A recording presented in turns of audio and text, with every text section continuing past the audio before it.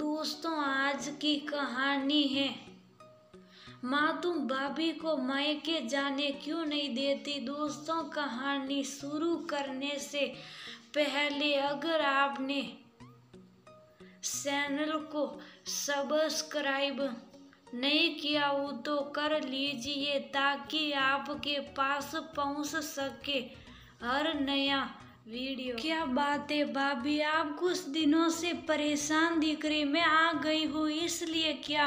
राशि ने अपनी भाभी निशिता से उसके उतरे हुए चेहरे को देखकर पूछा।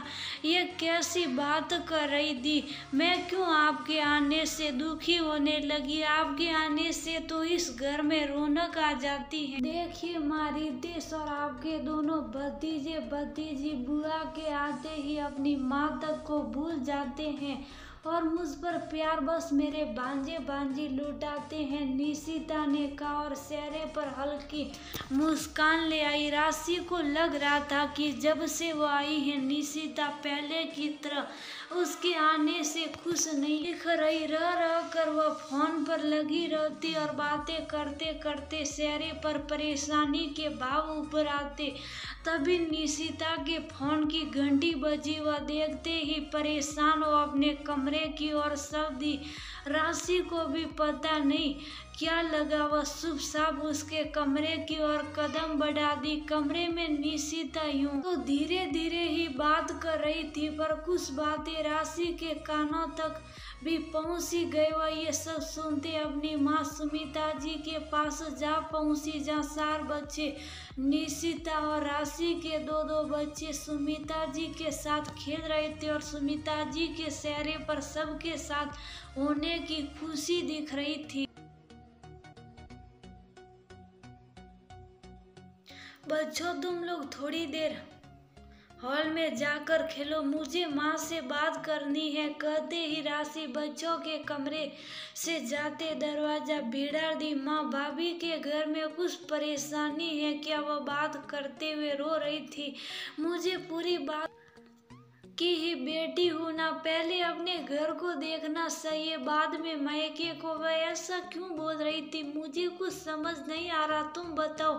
तुम्हें तो पक्का सब पता होगा। राशि माँ से पूछी। हाँ पता है ना, उसकी माँ की तबीयत खराब थी।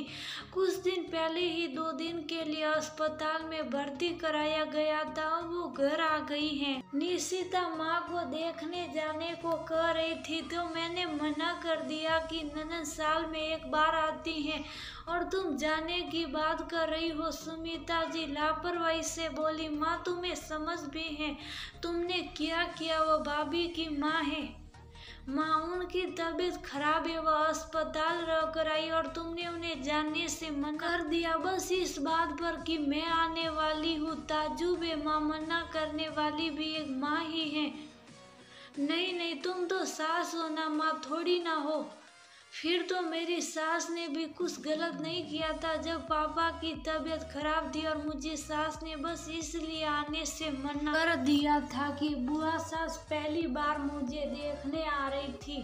पर मेरी किस्मत अच्छी थी कि मेरे पति ने मेरी मजबूरी समझी और बुआ सास से मिलवा कर पापा के पास ले आए। पापा का वो अंतिम समय था। मैं अगर नहीं आ पाती और उन्हें नहीं देख पाती वो वैसे ही मुझे छोड़ कर चले जाते तो मैं जिंदगी भर अपनी सास को कोसती रहती। आज मुझे ना जाने क्यों ऐसा हो रहा है।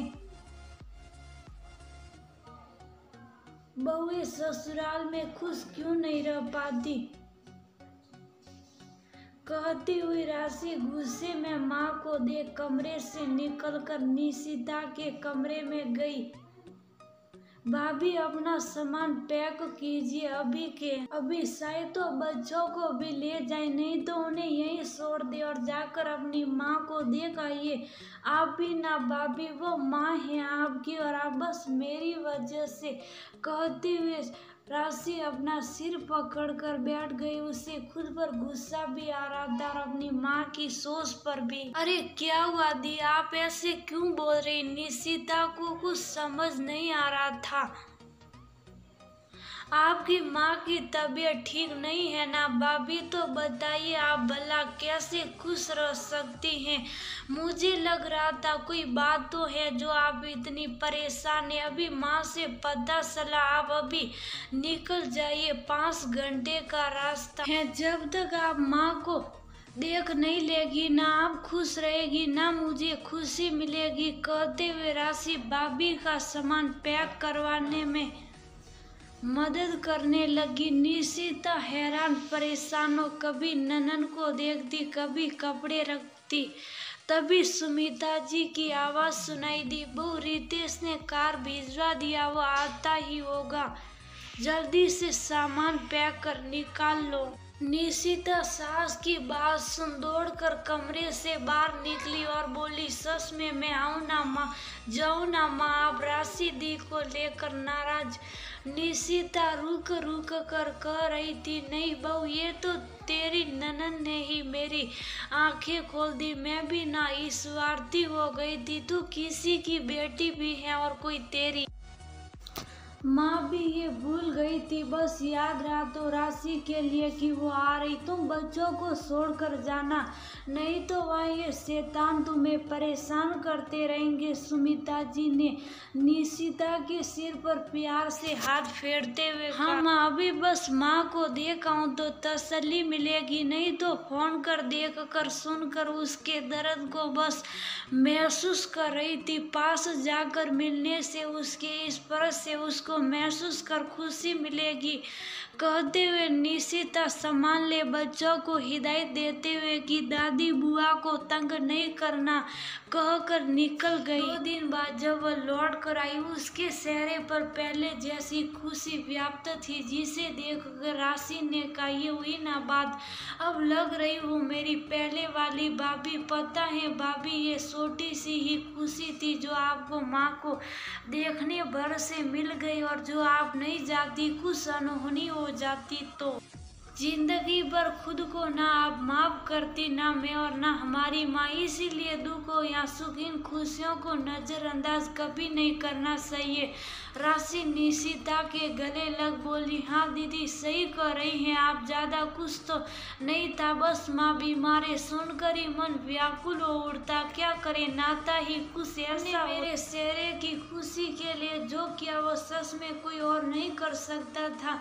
निशिता भी ननन को गले से लगाते हुए बोली, दोस्तों हम बेटियां ब्याह बादे घर की जिम्मेदारी निभाते हुए अपनी खुशी जो मायके जाकर मिलती है, उस घर के प्रति कर्तव्य निभाना चाहते हुए भी जब कोई नहीं निभा पाते तो आसपास सब अच्छा होते हुए भी खुशी नहीं मिलती। इसीलिए खुशियों की तलाश हम नहीं कर पा रहे, तो कोई अपना भी मदद कर खुशी दे तो सच में दिल खुश हो जाता।